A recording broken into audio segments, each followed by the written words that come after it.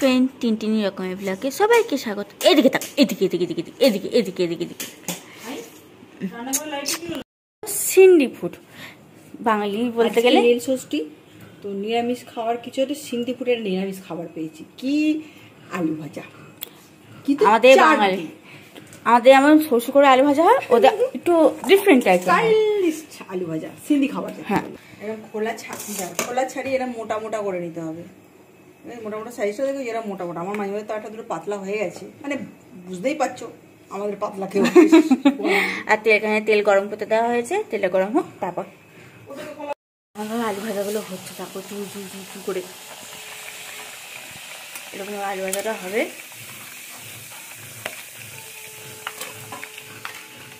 ঠিক আছে, হাফ ভাজা হয়েছে। এবার আলুগুলোকে একটুখানি সামান্য একটুখানি চেপে ম্যাশ যা এরকম হবে না? হ্যাঁ, শুধু ভাঙা হবে, জাস্ট মাঝখান থেকে একটুখানি ভাঙা হবে।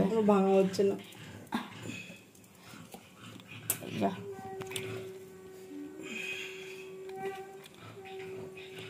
একটু তোমরা বুঝিয়ে নিতে পারো কিভাবে এরকম ভাবে দিয়ে আবার এটাকে ভাজতে হবে লালচে লালচে করে। ধরতে পারছি না, ফাটিয়ে ভাজতে হবে লাল লাল করে। চলে গেল, লাল লাল করে ভাজতে হবে। আমি লুচি রানিকে দেখো শুধু হ্যাঁ করে লালা টিন ছোট কিউট করে তাকিয়ে আছে, নানি কি করছে তাই তো উলি বাবুল। যে মশলাগুলো করো সেগুলো বলছি। কালো নুন, যতটা আলু নেবে সেই অনুযায়ী নুন, আমচুর পাউডার, ধনে পাউডার, জিরে পাউডার, লঙ্কা গুঁড়ো আর হলুদ, সব এই ছোটো চামচ। হলুদ গুঁড়ো কম করতে হবে। এগুলো সব কটাকে এবার মিক্স করে নিতে হবে। ঠিক যেমন পেয়ারা মাখা এই তেঁতুল মাখা যেমন খাওয়া হয় সেই রকম লাগছে না? কালারটা আসছে না আস্তে আস্তে? এখানে আওয়াজ তো শোনা খড়মড়ে। এই দেখো কেমন লালচে লালচে খড়মড়ের খড়মড়ে আওয়াজটা হয়েছে। ও না, এক একটা কি মনে হচ্ছে কি বলবো, সব এত ক্রিস্পি হয়েছে কি বলবো। দেখো কি ক্রিস্পি।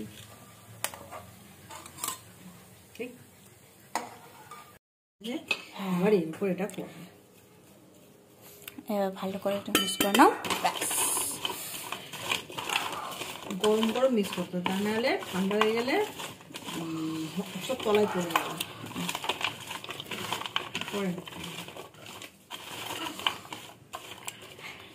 এবার খেয়ে বলো দেখো বড্ড গরম।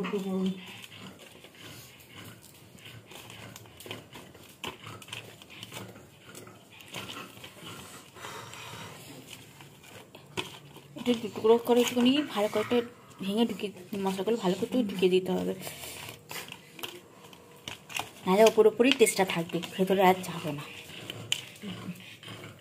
এই